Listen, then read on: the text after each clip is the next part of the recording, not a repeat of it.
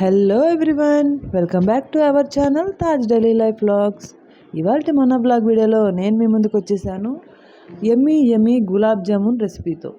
Gulab jams మనం fry చేసేటప్పుడు పగుళ్ళు రాకుండా అండ్ అలాగే గులాబ్ జామ్ లోపల ఉండలు కట్టకుండా మనకి జ్యూసీగా పర్ఫెక్ట్ గులాబ్ జామున్ ఎలా తయారు చేసేసుకోవాలో ఇవాళ మన బ్లాగ్ వీడియోలో మనం చూసేద్దాం. ఈ గులాబ్ జామ్స్ తయారు చేయడానికి నేను ఆశీర్వాద్ గులాబ్ జామ్ మిక్స్ అయితే తీసుకున్నానండి. నేను 2 ప్యాకెట్స్ గులాబ్ జామున్ అయితే తీసుకున్నాను. నేనైతే గులాబ్ జామ్ మిక్స్ని ఒక బౌల్తో మెజర్ చేసుకుంటున్నానండి. షుగర్ ఎంత తీసుకోవాలో మనకు ఒక ఐడియా కోసం. నాకు ఒక్కొక్క ప్యాకెట్ ఒక్కొక్క కప్ వచ్చింది. 2 ప్యాకెట్స్కి 2 కప్ గులాబ్ జామ్ మిక్స్ అయితే వచ్చిందండి. ఇలా తీసుకున్న గులాబ్ జామ్ మిక్స్లో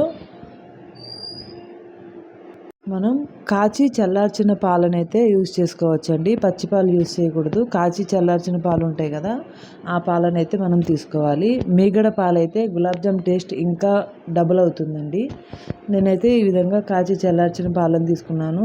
మనం చపాతీ పిండి కలిపినట్టు దాని మీద ఏదో యుద్ధం చేసినట్టు గట్టిగా కలపాల్సిన పని లేదు. మనం వేళ్లతో కలుపుకుంటే సరిపోతుందండి. పిండిని సాఫ్ట్గా చక్కగా మన వేళ్లతో కలుపుకుంటే మనకి పర్ఫెక్ట్గా మిక్స్ అనేది రెడీ అవుతుంది. చపాతీ పిండి కలిపినట్టు మన బలమంతా దాని మీద ప్రయోగించి కలపాల్సిన పని లేదండి. చక్కగా ఈ విధంగా కలుపుకోవాలి. చూసారు కదా, చూపిస్తున్నట్టుగా వేళ్లతోనే మనం పిండిని కలుపుకుంటే సరిపోతుంది. మనకి పాలు అనేవి కొంచెంగా వేసుకుంటూ పిండిని అయితే కలుపుకోవాలి. ఒకేసారి వేసామంటే అది ఒకవేళ పిండి పలుచగా అయిపోతే మళ్ళీ తర్వాత ఇబ్బంది అవుతుంది. సో ఈ విధంగా కలుపుకొని, చూసారా మనకి ఈ విధంగా లోపల బబుల్స్గా ఉంటే మనకి పిండి పర్ఫెక్ట్గా మిక్స్ అయిందని. సో ఈ విధంగా కలుపుకొని మీ పిండిని ఒక 10 నిమిషాల పాటు పక్కన పెట్టేసుకోవాలి. చూసారు కదా, చక్కగా సాఫ్ట్గా పిండి అయితే రెడీ అయిందండి. ఇలా కలుపుకున్న పిండిని ఒక 10 నిమిషాల పాటు పక్కన పెట్టేసి ఇప్పుడు మనం గులాబ్ జామున్స్ కోసం షుగర్ సిరప్ని అయితే రెడీ చేసుకుందాము. 2 కప్స్ గులాబ్ జామ్ మిక్స్ వచ్చింది కాబట్టి నేను 3 కప్స్ షుగర్ని యాడ్ చేస్తున్నానండి. 1 కప్కి 1.5 కప్పు షుగర్ అన్నమాట. ఈ విధంగా యాడ్ చేసుకుంటేనే మనకి సిరప్ అనేది కరెక్ట్గా సరిపోతుంది. దాంట్లో 1 కప్పు వాటర్ని కూడా యాడ్ చేసి షుగర్ని డిజాల్వ్ అవ్వడానికి స్టవ్ మీద పెట్టేసుకోవాలి.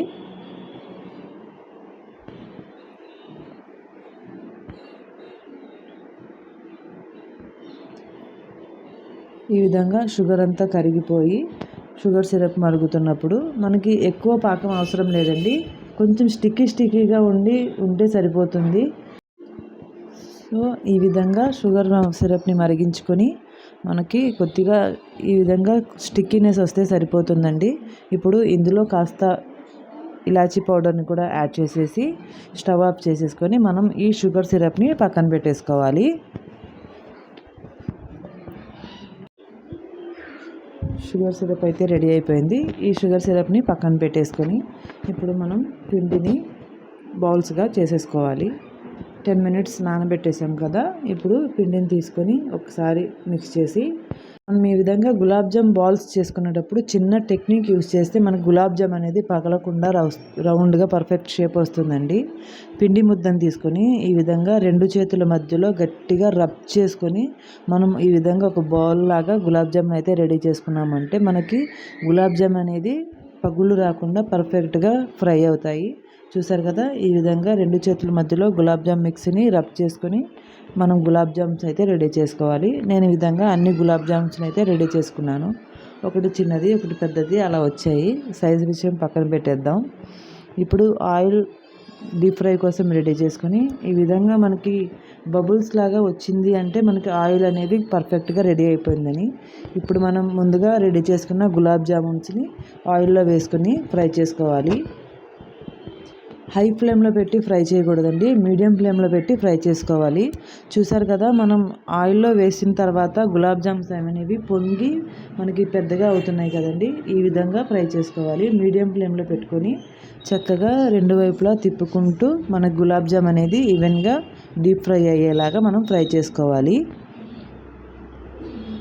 మనకి ఆయిల్లోనే గులాబ్ జామ్ అనేది పొంగింది. చూసారు కదా, పగుళ్ళు అనేవి లేకుండా చక్కగా డీప్ ఫ్రై అవుతున్నాయి. ఈ విధంగా ఫ్రై చేసుకోవాలి. మనకి ఈ విధంగా డీప్ ఫ్రై అయిన తర్వాత వీటిని తీసుకొని ఒక బౌల్లో తీసుకొని పక్కన పెట్టేసుకోవాలి.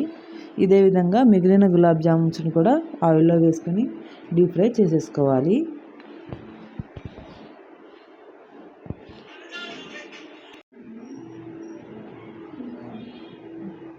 మనం గులాబ్ జామున్స్ రెడీ చేసుకునేటప్పుడే పర్ఫెక్ట్ మెజర్మెంట్తో చేసుకున్నాము అంటే మనకి కరెక్ట్గా వస్తుందండి.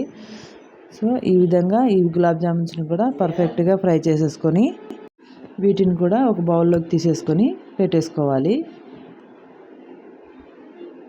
గులాబ్ జామున్స్ అనేవి వేడివేడిగా ఉన్నప్పుడు షుగర్ సిరప్లో వేయకుండా అవి కాస్త చల్లారిన తర్వాత షుగర్ సిరప్ మనకి గోరువెచ్చగా ఉన్నప్పుడు వేసుకోవాలండి.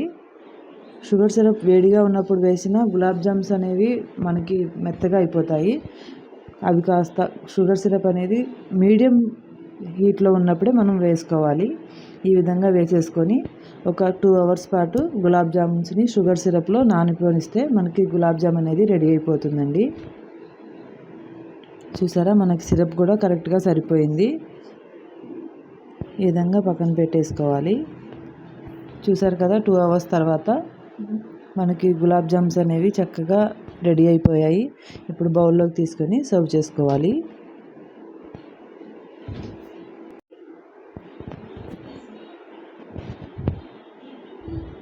చక్కగా గులాబ్ జామ్స్ అనేవి నానిపోయాయండి షుగర్ సిరప్లో. మనం ఈ విధంగా బౌల్స్లోకి తీసుకొని సర్వ్ చేసుకోవడమే.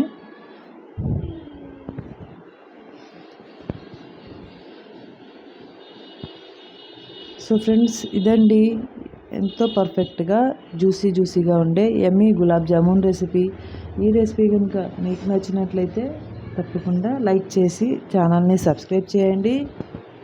అండ్ అలాగే మీ ఫ్రెండ్స్ అండ్ ఫ్యామిలీ కూడా తప్పకుండా షేర్ చేయండి. చూసారు కదా, లోపల చక్కగా నానిపోయి ఏమాత్రం ఉండలు లేకుండా పర్ఫెక్ట్ గులాబ్ జామ్ అయితే రెడీ అయిందండి. ఈ రెసిపీని మీరు కూడా తప్పకుండా ట్రై చేయండి.